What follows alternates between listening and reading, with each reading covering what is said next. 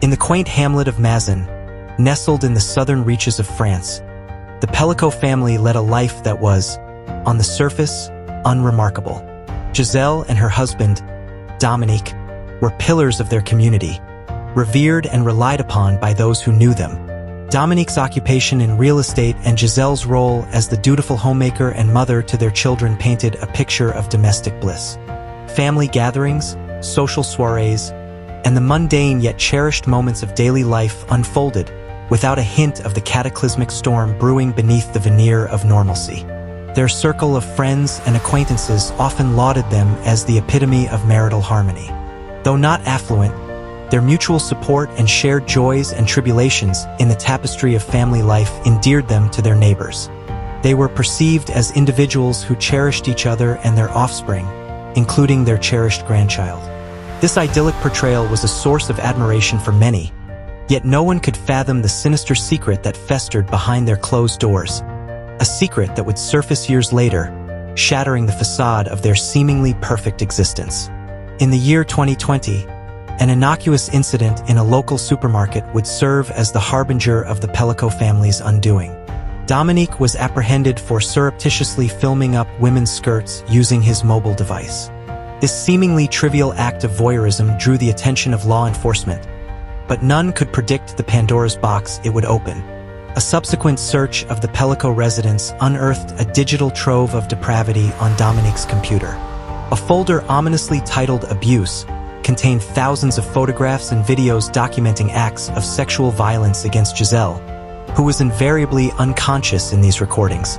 These heinous images, captured over nearly a decade within their own home, marked the inception of a sprawling investigation that would unearth a horrifying truth. From 2011 to 2020, Dominique Pelicot orchestrated a systematic campaign of drugging his wife, Gisele. He clandestinely administered sleeping pills and anti-anxiety medication to her food and beverages, ensuring her incapacitation. During these periods of unconsciousness, Dominique invited men he had recruited online to their home. These men, drawn from diverse professions and social strata, firefighters, journalists, nurses, police officers, security guards, and more, would arrive to perpetrate acts of rape against Gisele, who was utterly defenseless. Dominique meticulously documented these atrocities on video, amassing a chilling archive of footage on his computer. Each encounter was governed by a perverse set of rules dictated by Dominique. Participants were instructed to disrobe in the kitchen, avoid wearing perfume, and abstain from tobacco use to prevent Gisele from suspecting anything amiss. They were also mandated to act with stealth, ensuring no noise would awaken her. These twisted protocols were designed to maintain Gisele's ignorance of the horrors unfolding in her own home. Dominique utilized specialized websites to connect with men willing to partake in these crimes, creating a network of abusers who, unbeknownst to them, would eventually face justice.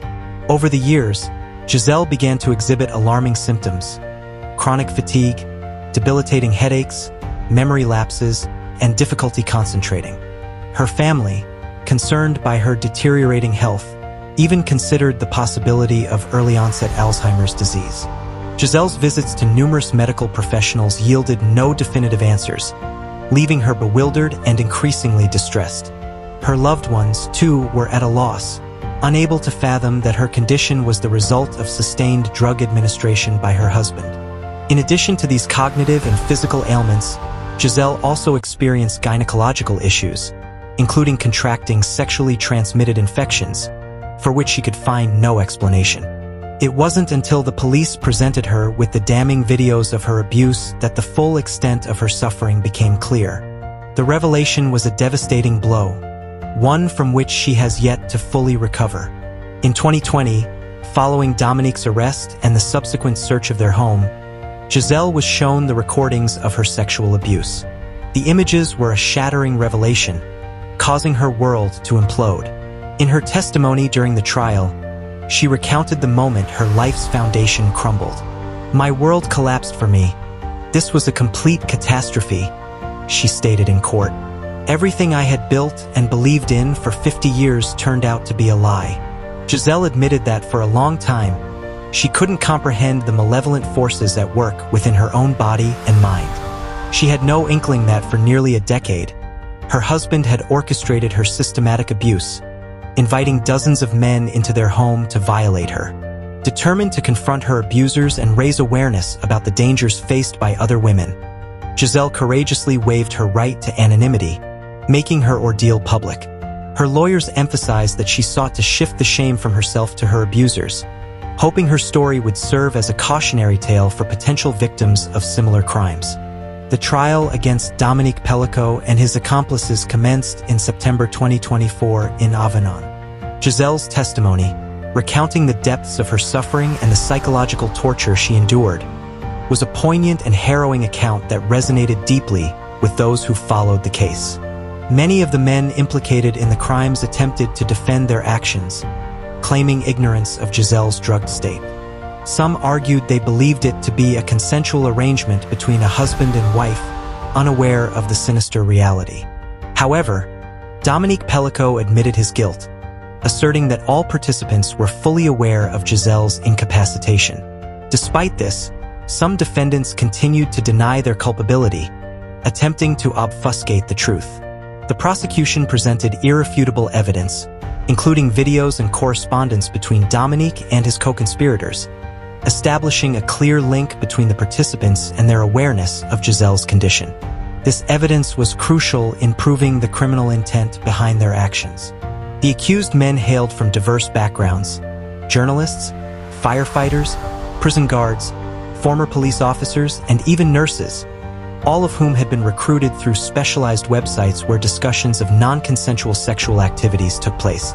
Dominique meticulously orchestrated these encounters, providing detailed instructions to maintain secrecy and avoid leaving any trace of their presence. The ages of the accused ranged from 26 to 74, encompassing both single men and those leading double lives with families. Some of them repeatedly participated in the abuse, exploiting Gisele's helpless state as a justification for their actions.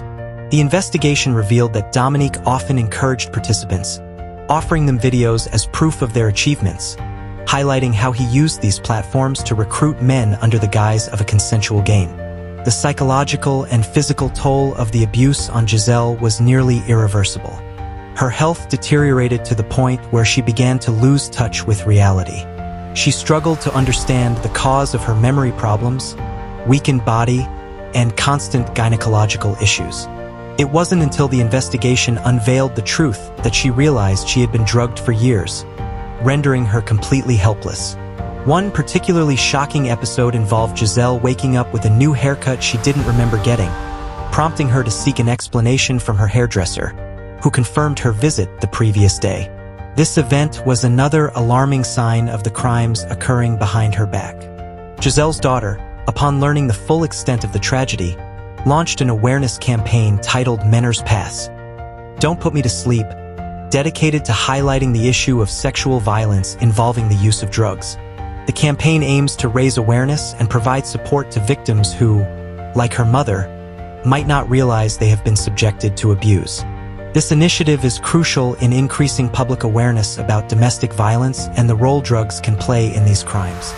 The trial, which began in September 2024, garnered international attention, sparking a deep sense of injustice and outrage within society. Gisele and her lawyers insisted on a public trial to ensure that as many people as possible could learn about these horrors and how similar crimes can be prevented in the future. Despite the trauma she has endured, Gisele continues to fight for justice, her testimony in court becoming one of the most emotional moments of the trial. During the investigation, other crimes committed by Dominique Pelicot came to light, including the murder of 23-year-old Sophie Nama in 1991. This case, unsolved for 30 years, revealed similarities between this crime and Dominique's actions against Gisele. Despite this, Dominique denies any involvement in Sophie's murder. Gisele Pelicot's story has had a profound impact on society, prompting a re-evaluation of systems for protecting victims of violence and the measures needed to prevent such crimes. The public trial, set to continue until December 2024, will be an important milestone in the fight for the rights of victims and against domestic violence. This case has also raised important questions about how modern technology and internet platforms can be used to facilitate crimes, leading to discussions about the need for tighter regulations on such platforms and stricter measures to combat abuses. The legal ramifications of Gisele's case have sparked significant debate, demonstrating that laws surrounding the use of drugs in sexual assault crimes need to be stricter and better enforced. The question of how long such crimes could go unnoticed, especially with such a wide network of perpetrators, has been deeply troubling to both the public and lawmakers. Activists have been calling for harsher sentences for those who drug their victims to render them incapable of giving consent, arguing that current penalties do not sufficiently reflect the severity of such crimes. Another critical issue raised by Gisele's case is the need for better psychological support for victims of sexual violence. Many victims, like Gisele, may not realize for a long time that they have been subjected to abuse, especially if drugs are involved. Psychological assistance is vital in helping victims recover from the trauma. Gisele's case serves as a reminder that it is not only important to punish the perpetrators, but also to provide the necessary care and assistance to the victims. Gisele Pelicot's story will be remembered for many years as a symbol of the fight for the rights of victims of violence. This case has shown that violence can go unnoticed by those around it and that victims may not be aware that they have been subjected to crimes. However, this story has also become a symbol of strength and courage as Gisele decided to make her case public and bring attention to the issue of sexual violence. Her story has been an important lesson for society that violence doesn't always happen in plain sight, and that victims may need help and support even when they themselves are unaware of what has happened to them.